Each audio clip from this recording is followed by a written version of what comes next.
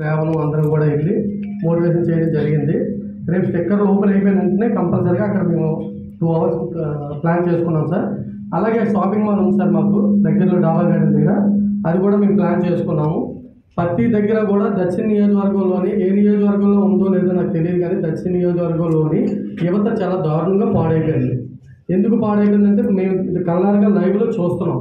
యువత ఏ విధంగా పాడైపోయిందంటే ఇందాక శ్రీనివాస్ పట్నాయక్ గారు చెప్పినట్టు గంజాయి, డ్రగ్స్, తర్వాత ఇంకా బ్రౌన్ షుగర్, ఇవన్నీ చాలా వరకు ఇండస్ట్రీలు అవి కూడా చాలా వరకు వాడుతున్నారు సార్. దక్షిణ నియోజకవర్గం చాలా దారుణంగా పాడైపోయింది.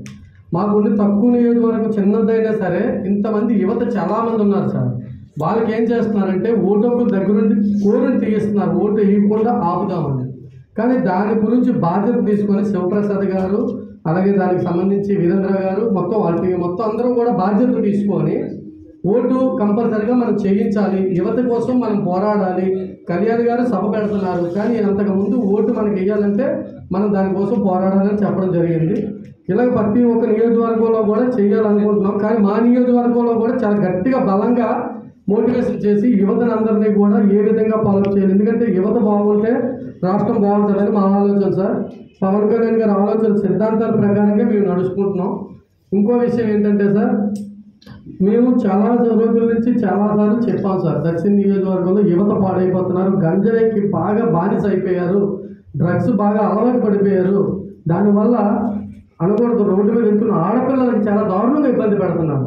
ఆ విధంగా కూడా మేము చాలా వరకు పోరాడాము, స్టేషన్లకు వెళ్ళాం, కంప్లైంట్లు పెట్టాం.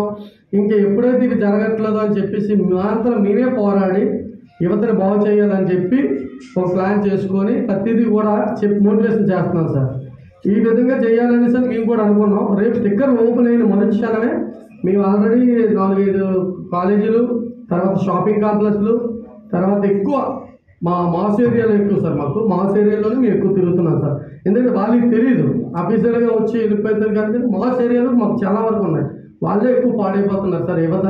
ఎందుకంటే 18 సంవత్సరాలు నిండకుండా కూడా పాడైపోతున్నారు. అలా కూడా పాడవకుండా మేము ఎంతో బాధ్యత తీసుకొని ఆ బాధ్యత ప్రకారంగా పవన్ కళ్యాణ్ గారికి ఈ సభకి మేము చాలా జాగ్రత్తగా దగ్గరుండి యువతని ఏ విధంగా పంపిస్తున్నామో మళ్ళీ వాళ్ళ ఇంటికి చేరుకునేంత వరకు కూడా మేము బాధ్యత తీసుకొని వాళ్ళ ఇంటికి వెళ్ళేంత వరకు వాళ్ళ కుటుంబానికి మనం రక్షణగా ఉండాలని జనసేన పార్టీ తరఫు నుంచి నేను కోరుకుంటున్నాను సార్. జై జనసేన, జై ఆంధ్ర, జై హింద్.